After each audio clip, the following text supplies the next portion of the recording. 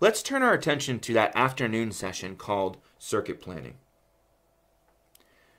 Alright, so for circuit planning, attendees are the 3 core hover level roles, the crew leads, as well as all the producers on the hover.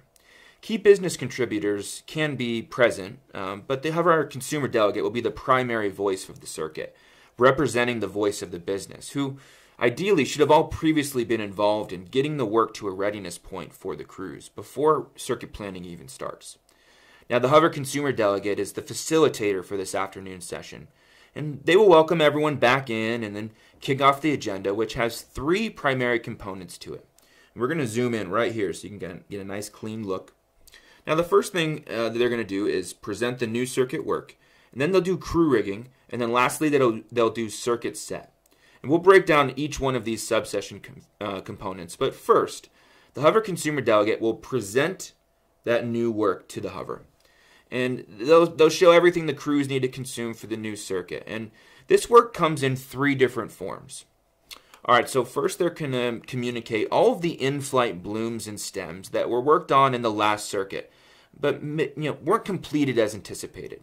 And these are automatically going to become the highest priority for the crews to complete. It's also possible that there could be some carryover blooms and stems that were supposed to be completed in the last circuit, but for whatever reason were not. And these also would become a part of this high priority set of work for the crews to complete before they bring any new work in. And the hover consumer delegate then presents the highest priority new blooms and stems to bring into the circuit.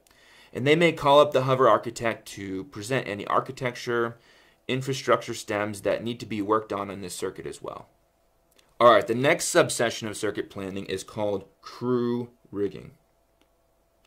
And crew rigging is really special, and it's one of my favorite things that we do. It's Hummingbird's answer to not relying on or waiting for a team to become cross-functional or T-shaped in order to be high-performing.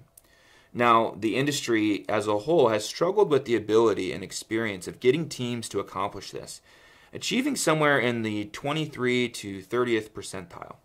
To combat this issue, crew rigging quickly and efficiently reassembles the crew to optimize their skill sets to fit the work given to them. Because skill sets are organized around the work, crews do not necessarily stay together beyond a circuit. At times, it may require a whole new crew to be assembled, while at other times, the crew may just be tweaked a little bit. Alright, so once crew rigging is complete, the crews will then break out and review the nectar in their particular crew feeder, and at that point they'll discuss a plan of attack going into day 1 of the circuit. Now, individuals on the crew can speak up on the work they'd like to lead and the way they'd like to do it, and while others may look to partner up with another producer on certain work. Part of the job of the crew lead is to ensure that everyone is actively engaged in the work.